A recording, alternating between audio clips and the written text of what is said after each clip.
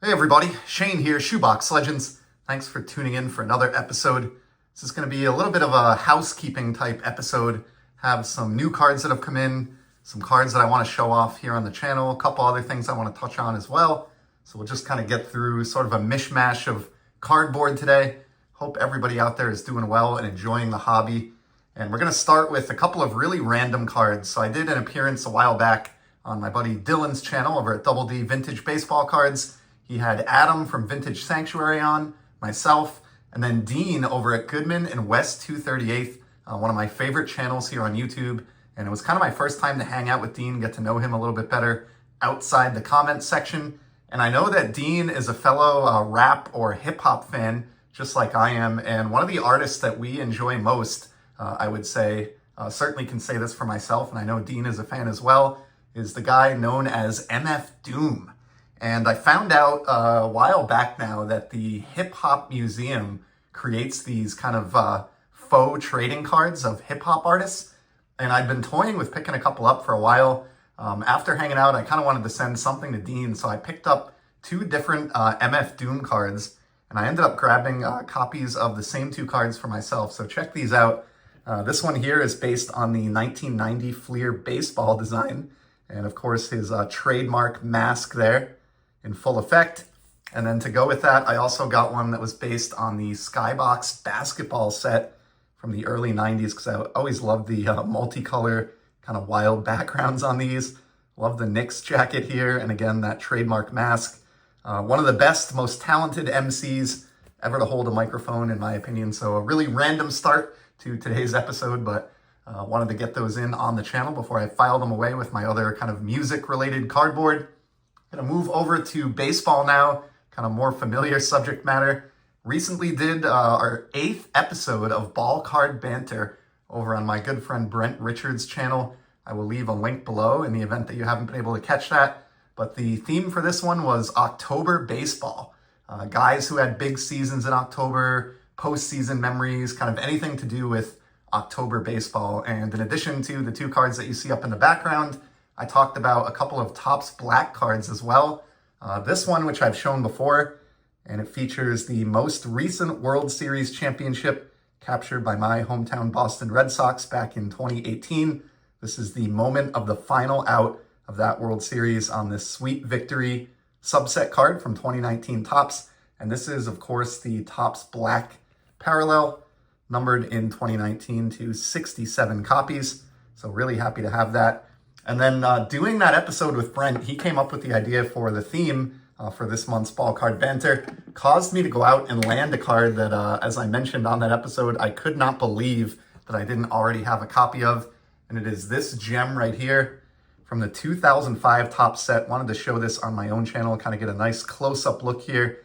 This is the World Series subset card from 2004 for Game 4, which was the final game in the sweep by the Boston Red Sox to win the 2004 World Series, the first World Series that they've won during my lifetime, and of course, famously, the first in a very long time. Finally broke the curse of the great Bambino, and you can see this card literally says the curse is broken. So cool to have this important sports moment commemorated on cardboard in my collection. Got the Topps Black Parallel of this as well, which coming, of course, many years before that 2019 is numbered even lower to just 54 copies. These increment by one with each passing year. This, as a Red Sox fan and someone who was living in Massachusetts at the time of this championship and remembers it fondly, this is a really, really important card for my collection. It was like 25 bucks, but easily one of the most satisfying cards that I've been able to add in this calendar year in 2025, and really, really grateful to have that one. So wanted to get those up. And I hope all of you have been enjoying the postseason even half as much as I've been. It's been really, really exciting, even though we're only in the early stages of the division series right now. Looking forward to seeing how things play out. Another card that I've shown in the past on Ball Card Banter, but never on my own channel, and this is going to be a segue into a new pickup, is this Juan Soto. So we have a Juan Soto here on the left, a nice World Series autograph Soto. This is a short print image variation from 2022 Topps that I landed a while back. Got this at an absolute steal. I'm pretty sure I got this at the price point that it costs you to submit a card for grading now. So I don't know if this is a seller that only likes PSA 10s or was maybe disappointed to get a 9 grade. But this is a super short print, as the flip indicates, so even tougher pull than the regular SP. And what I love about this one, Juan, instead of wearing his familiar number 22, like we see on the card in the background here, he is rocking number 44. And the reason behind that, this is a photograph from the 2021 All-Star Game festivities, and Hank Aaron had passed away earlier that year. And so all of the athletes in the All-Star Game during those festivities and the Home Run Derby, etc., they all wore number 44 in honor of Hank Aaron. So this is just a kind of a cool image variation, something you don't see every day. I love those alternate jersey number type cards, and really grateful that I was able to pick this one up for my ever-expanding Juan Soto collection. And on that note, have a killer Juan Soto that I landed recently. Kind of toyed with picking this one up. It was on my watch list for a couple of weeks and thought it was really reasonably priced. So this is a rookie year Juan Soto from 2018. Has the RC symbol on it. It's from Bowman's Best, but it's a throwback to the 1998 Bowman's Best design that was out 20 years prior to this. And it's the Atomic Refractor. So check this out. Look at how this card dances in the light. Great shot of Juan sprinting out of the batter's box there. And yeah, if you're a fan of Atomic or this type of effect on cards, these are simply fantastic. This was available in a PSA 9. Was definitely a little bit more money than that super short print was, but got it at what I thought was a really solid price. And it's a card that I've wanted to add to my Soto collection for quite a while, just because I'm a fan of this, finish and this type of shine, and also just being kind of a rookie year insert, kind of sneaky cool. The total pop for all grades in PSA for this card is only around 100 copies.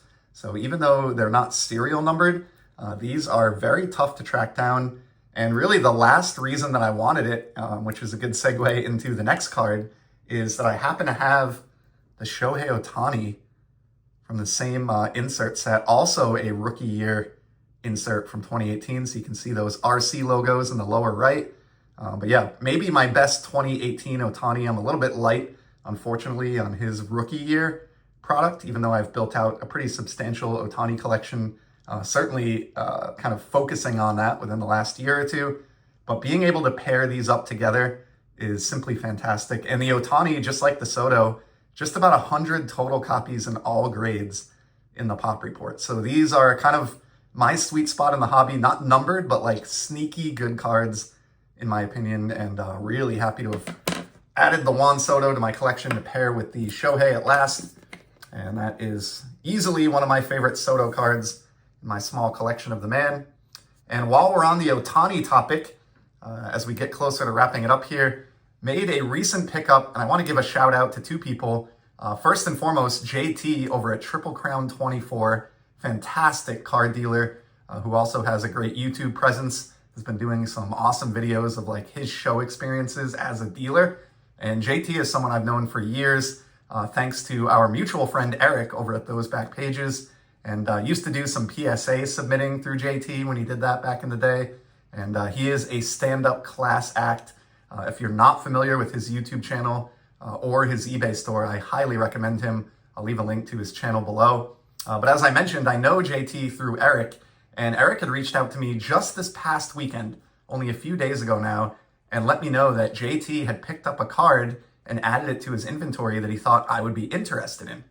And the reason I was interested in this card is because I had this one already. Now, I've shown in recent videos the two 2019 Topps Shohei Ohtani cards, one pitching, one hitting, and was able to pick both of those up in Independence Day, numbered to 76 format during this past summer. And for a long time now, I've had this card, which is the Pacific Power combo card featuring Mike Trout and Shohei Ohtani. So when Eric reached out to me and I pinged JT on this particular card that I'm going to show in a minute, I knew I wanted to add it to the collection because of both this card and the standard two Ohtanis that I've shown recently. So the card that JT picked up, and amazingly, I don't know how you shipped this as fast as you did, JT, already showed up at my doorstep a mere 3 days after I transferred JT the funds for this. It is the Ohtani Gets Hot subset card here with Trout from the base Topps release. You have that great effect there from the Angel Stadium of fire in the background, those alternate jerseys, and just like the one that I showed a minute ago from the update set, you have two of the 21st century's best players hand in hand here, Shohei and Mike Trout. So to be able to get this to go with the other Trout Ohtani combo card and have them both in Independence Day format, and then to be able to pair both of these with the base Ohtanis also in Independence Day format, I could not pass this up. JT's asking price was very fair, and really pleased to get this transaction completed and have now 4 different 2019 Independence Day Ohtani cards in the collection. So JT, huge thanks for that. And then to close it out here, I just have 2 more pickups and then a quick another topic that I want to touch on to close out the video. The other pickups came from my home state of Rhode Island. These are both buybacks, and they were posted last week, and I was immediately interested in each of them. They both feature hometown hero David Ortiz. So check this one out. First one here is his 2009 Topps release, and this is from the 2016 65th anniversary. Apologies for the glare, but wanted to show you the stamp there. Buyback program, great shot of Big Papi crossing home plate here, and no doubt celebrating one of his many home runs with the franchise. Probably the most clutch player that I've ever been able to root for on my favorite team in my lifetime. This particular card is card number 50. So this will not make the Franken set because I have Roberto Clemente's final Topps card from the 1973 release kind of firmly entrenched in the Franken set in slot 50. But I do have another side project that I'll be showing off here on the channel now that I've shown the Franken set that this card is going to go perfectly into. So I had to make an offer on this one. And then the other one I was even more excited about for 2 reasons. This is the 2004 Topps David Ortiz. And as I mentioned earlier in this video, 2004 was a huge year for the Red Sox because they broke the curse, as evidenced by this card that we talked about earlier. So getting the David Ortiz buyback from the year that the curse was broken, and of course he had that epic American League Championship Series versus the Yankees that year, this is probably the single greatest David Ortiz buyback that I would want to own, being a collector of big seasons. And then the second thing that is cool about this is a much more obscure card number at 623. So this one is headed directly for the buyback Franken set. And as I mentioned in that recent video, even though that set is complete, quote unquote, for the first time ever, it is a living set, and I will continue to make an effort to improve it over time, swapping out cards for cards that are a better fit. And this is a prime example of that. So David Ortiz, 2004 curse-breaking year buyback, headed directly to the Franken set at the conclusion of this video.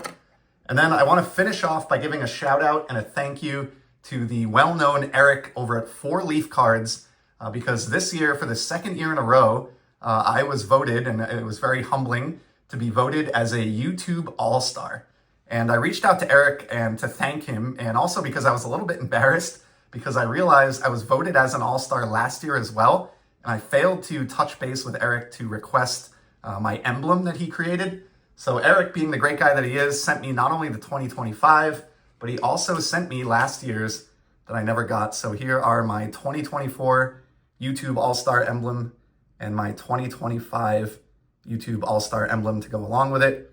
Really means a lot to any of you who voted for me.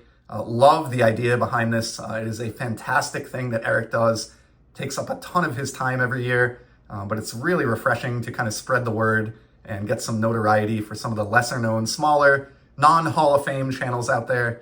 I have definitely learned of quite a few channels that I've subscribed to due to this kind of annual tradition. And I don't underestimate, and I certainly appreciate the amount of sheer hours and effort that Eric puts into this just to kind of bring joy to the community. So Eric, thank you so much for getting these my way. Thank you for hosting this every year. And these are certainly going to be cherished on my end. It's really rewarding to kind of get some recognition for all the time that some of us content creators put in here on the YouTube platform. So we're going to end the video with that. I've gone on just about 15 minutes here. Don't want this to go too long, but just had enough backed up, as you can see, that I wanted to show off some cards, get on and say hello. Again, hope you're all enjoying the baseball postseason, as well as the start of hockey season for you NHL fans out there. I'll be back soon, as you know, with some more content.